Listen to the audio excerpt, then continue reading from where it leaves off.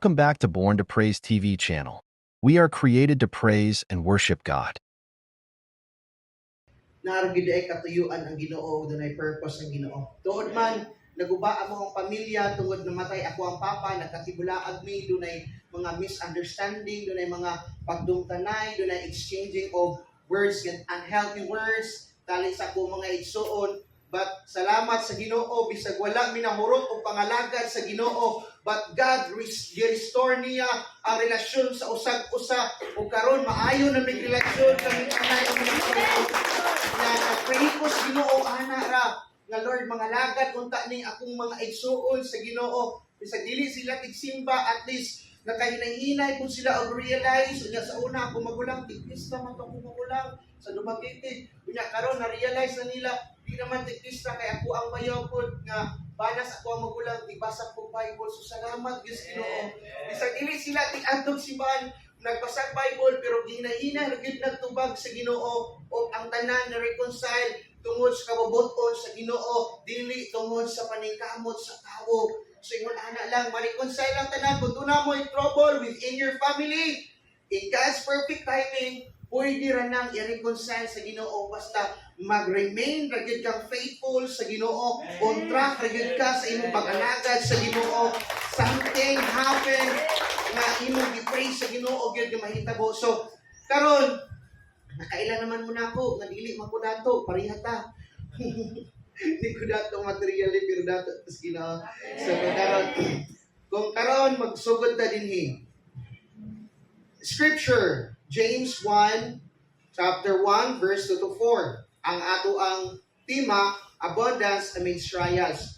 Kani bang nakahuna-huna ba mo kanang abundance amidst trials? Pagka-abundance, ka-abundansya kaliwala sa pagsulay. Imagine nimo na abundansya kaliwala sa pagsulay.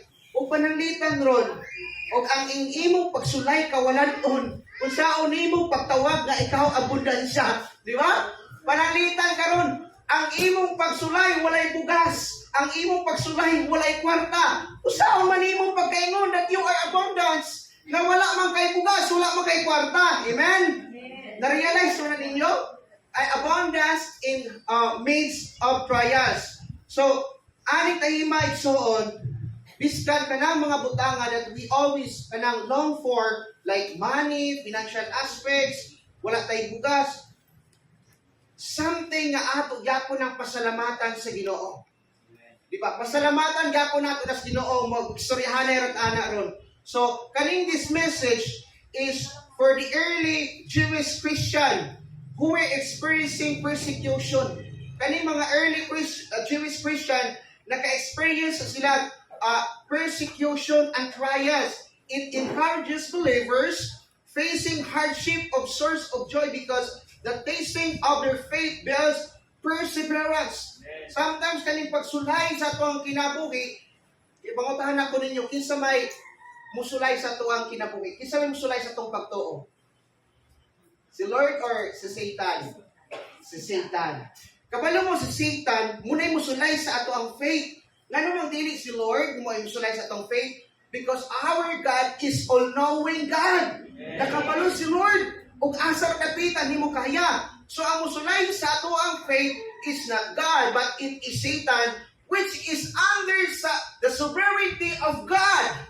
Under gyapon na sa soberanya sa Ginoo. Kay nanuman sa panahon nga gisulay ni Satan si Job, nangayo pa siya permission sa Ginoo. Amen.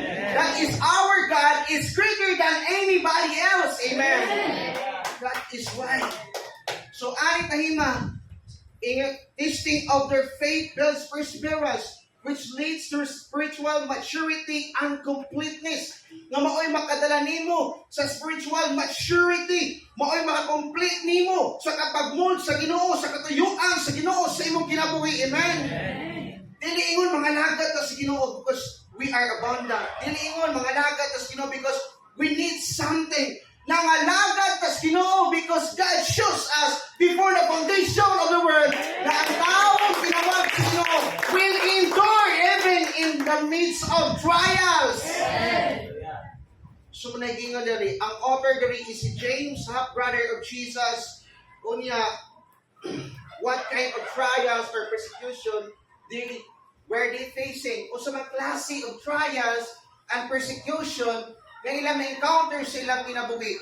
Sa ilang Christian life, ang na-encounter nila, ipatawag sila sa Sanhedrin, muna like government, paano na siya din sa tual, legislative, ipatawag sila dito, doon sila yung mga butang gigipit sila sa ilang pagka-Christians, doon ay pag-torture sa ilang kinabuhi, doon ay imprisonment, doon ay pag-arrest nila.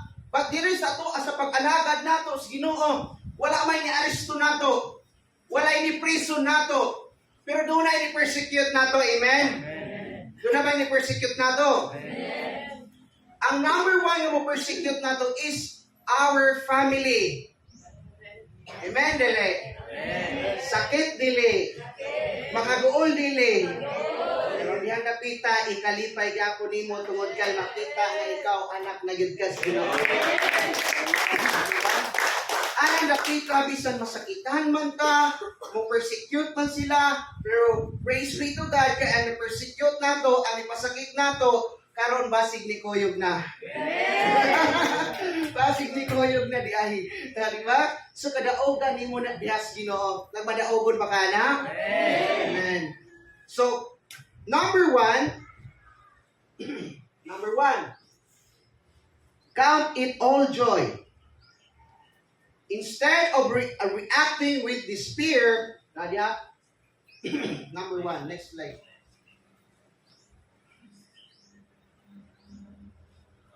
Okay. Instead of reacting with despair, believers should greet various trials with joy, understanding they are not random misfortunes, but opportunities for spiritual growth. So, ining dahima, kinahanglan ang mga Kristohanon, imo gyapon nang i-consider as joy sa imong kinabuhi. Dili nang joy nga gipanganlan na ka-joy, kung dili joy diha sa imong kinabuhi, imo na siyang i-consider nya dili siya kanang despair and hope, kanang dili siya unhopeful. Meaning, believers should greet various trials with joy, understanding they are not random misfortune, but opportunities for spiritual growth. Ngano nga naamay mga ingon-ana, aron mabalaan nimo ang imuhang pagtubo spiritually. Kay dili man ka mabalaan ang imong pagtubo kung walay testing nga maabot sa imuhang kinabuhi. Like, maingon ka dito, you are an athlete.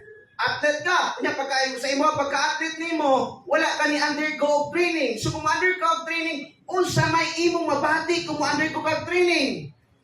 Pain, di ba maagi kag pain, maagi kag patience, maagi kag perseverance. O dili ka mo undergo ana, dili nimo madawat ang imong goal nga gusto nimong makabos sa imong kinabuhi. Amen?